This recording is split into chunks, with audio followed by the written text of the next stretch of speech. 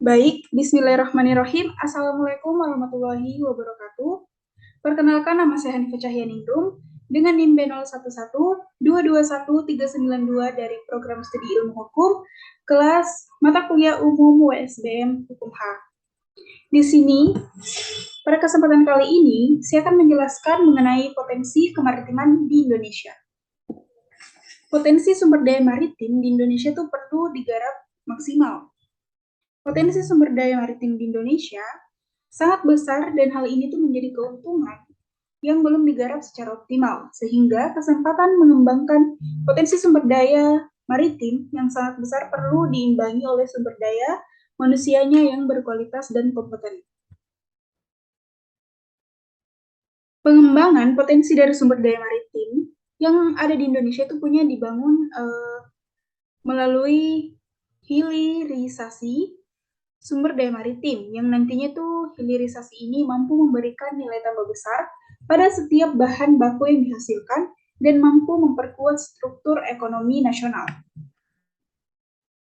Hilirisasi sumber daya maritim itu kita mulai dengan adanya hilirisasi industri di sektor kelautan dan perikanan. Salah satunya itu melalui proyek besar untuk membuat lumbung ikan nasional di Maluku dan juga Maluku Utara. Pembangunan ini tuh nantinya digunakan untuk memperkuat konektivitas sistem logistik dan infrastruktur industri perikanan sehingga dapat mengefisiensikan biaya produksi dan meningkatkan harga komoditas serta mendukung pemerataan pembangunan. Melalui hilirisasi ini, hilirisasi industri di sektor kelautan dan perikanan, maka bersamaan akan tumbuh di tren pedoman yang ekonomi biru, yakni itu pemanfaatan potensi maritim yang berkelanjutan.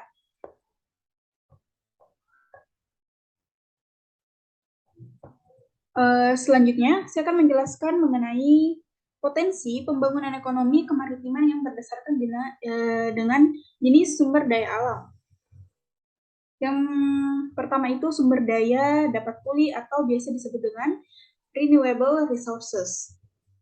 Jenis-jenisnya itu seperti ikan pelagis besar atau kecil, ikan demersal, udang dan krustasea lainnya, ikan hias dan ikan karang, terumbu karang, hutan mangrove, pandang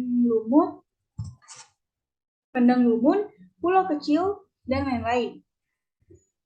Yang kedua ada sumber daya tak dapat pulih atau biasa disebut dengan non-renewable resources.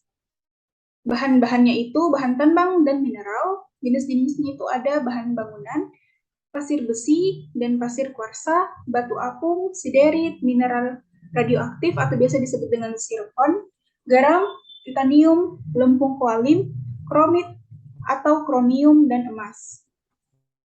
Dan ada juga minyak dan gas bumi.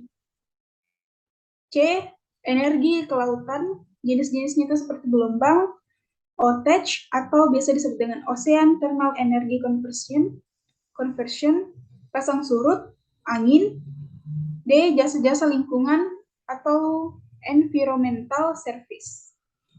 Jenis-jenisnya itu media transportasi dan komunikasi, keindahan alam, wisata bahari, pengaturan iklim, dan penyerapan limbah.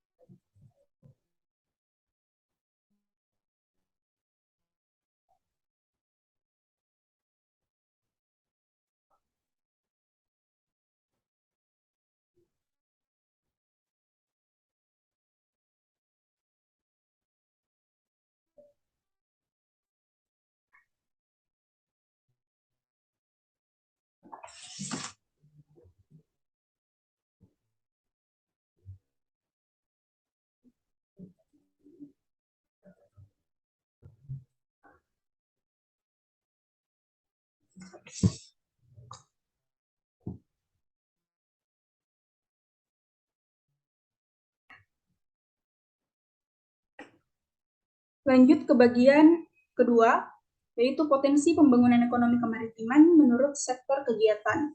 Yang pertama itu perikanan tangkap, kedua perikanan budidaya, ketiga industri pengolahan produk perikanan, keempat industri bioteknologi, kelima pariwisata bahari dan pantai, yang keenam pertambangan dan energi, ketujuh perhubungan laut, yang kedelapan industri kapal, bangunan laut dan pantai, yang kesembilan ekosistem pesisir dan laut, hutan pantai atau mangrove, padang lumun, terumbu karang, yang ke-10 pulau-pulau kecil, dan yang ke-11 benda-benda berharga.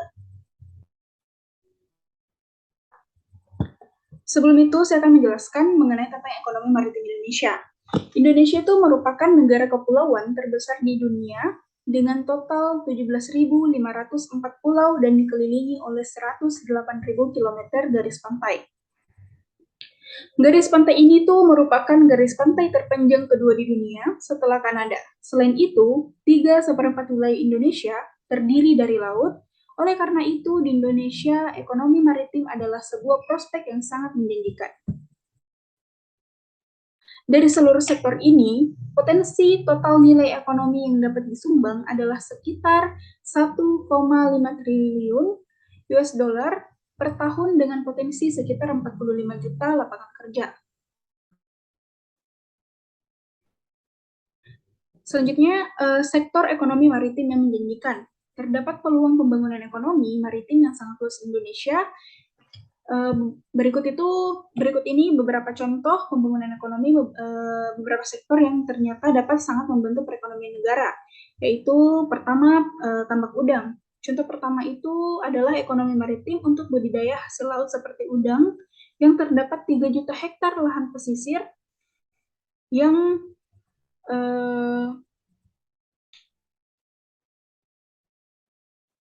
lahan pesisir maaf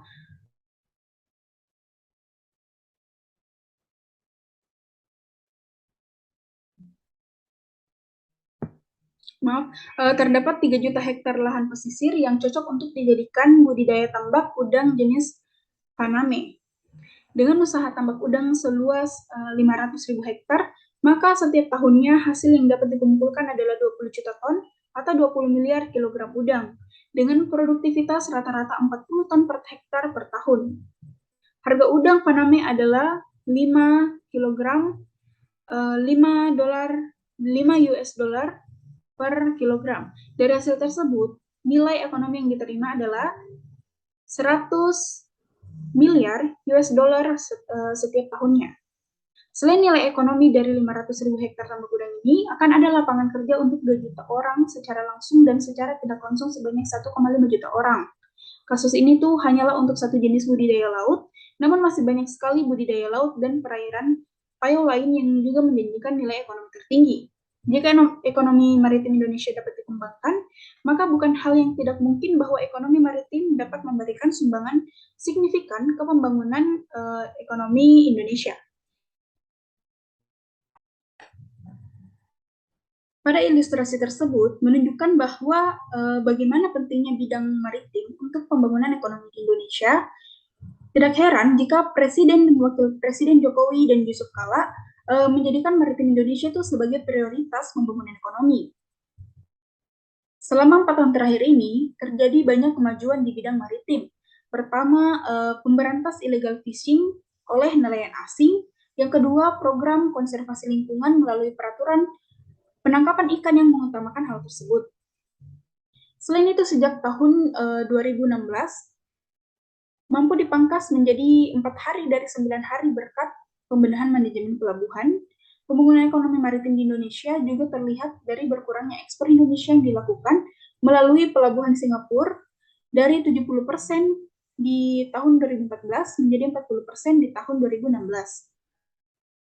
Peristiwa bahari pun itu ditingkatkan untuk menambah jumlah wisatawan lokal dan wisatawan asing. Jumlah wisatawan asing yang dahulunya itu 3 juta orang di tahun 2014 menjadi 6 juta orang di tahun 2017. Selanjutnya, saya akan menjelaskan sedikit mengenai tentang agenda pembangunan ekonomi maritim. Walaupun usaha-usaha telah dilakukan, tetapi masih banyak sekali yang terdapat maritim di Indonesia. Berikut yang akan saya sebutkan beberapa agenda yang masih harus dilakukan. Yang pertama itu optimalisasi sektor perikanan tangkap, yang cara ini dilakukan dengan mengembangkan 10.000 armada kapal ikan modern dengan ukuran 50 GT hingga 500 GT untuk dapat memanfaatkan lahan yang masih under fishing yang telah dimanfaatkan nelayan asing untuk area illegal fishing. Yang kedua, pengembangan industri bioteknologi dan wisata bahari. Pengembangan industri bioteknologi kelautan itu dapat difokuskan pada industri makanan dan minuman sehat, farmasi, kosmetik, dan biofuel. Selain industri bioteknologi, penguatan dan pengembangan wisata bahari juga sangat penting. Pengembangan dapat dilakukan dengan meningkatkan kualitas bahari yang ada saat ini tuh melalui berbagai cara seperti mengembangkan destinasi baru dengan kelas dunia, meningkatkan aksesibilitas dan amenities, meningkatkan promosi dan pemasaran. Dan yang ketiga, pengembangan sumber daya manusia. Perbaikan sumber daya manusia itu dapat dilakukan dengan cara membuka jurusan ekonomi maritim di perguruan tinggi. Sumber daya manusia itu yang berkualitas ini akan mampu mengelola dan mengembangkan pembangunan ekonomi maritim menjadi lebih baik. Maksimalkan potensi yang ada. Sebagai negara maritim, Indonesia memiliki potensi yang sangatlah besar. Melihat hal ini, seharusnya pemerintah juga masyarakat bisa memaksimalkannya agar Indonesia dapat semakin maju dan mampu bersaing dengan negara lainnya. Ingat, jangan pernah menyanyiakan kesempatan yang ada. Selanjutnya, saya akan menjelaskan mengenai daerah pesisir dan laut yang memiliki berbagai macam keanekaragaman hayati yang mempunyai peranan dan fungsi masing-masing dalam menjaga keseimbangan ekosistem. Keanekaragaman hayati itu tersebut merupakan potensi sumber daya yang mampu menyokong kehidupan masyarakat pesisir dalam peningkatan kualitas kehidupan yang lebih baik. Sumber daya pesisir dan laut secara garis besar dibagi dalam 3 bagian, yaitu sumber daya alam hayati, non-hayati atau mineral, dan energi. Ketiga jenis sumber daya tersebut merupakan kekayaan alam yang potensial untuk dikembangkan dan dikelola sebagai sektor pembangunan andalan di masa datang. Ekosistem alami yang terdapat di wilayah pesisir antara lain adalah terumbu karang, hutan mangrove, padang lamun, pantai berpasir, formasi pes kapra, formasi Barringtonia, estuari, laguna dan delta. Ekosistem buatan antara lain berupa tambak sawah pasang surut, kawasan pariwisata, kawasan industri, kawasan agroindustri, dan kawasan pemukiman. Sumber daya pesisir merupakan salah satu kekayaan alam yang banyak dimanfaatkan oleh masyarakat, akan tetapi pemanfaatan sumber daya tersebut sampai saat ini kurang memperhatikan kelestariannya akibat terjadi penurunan fungsi, kualitas, serta keanekaragaman hayati yang ada. Sekian penjelasan saya. Assalamualaikum warahmatullahi wabarakatuh.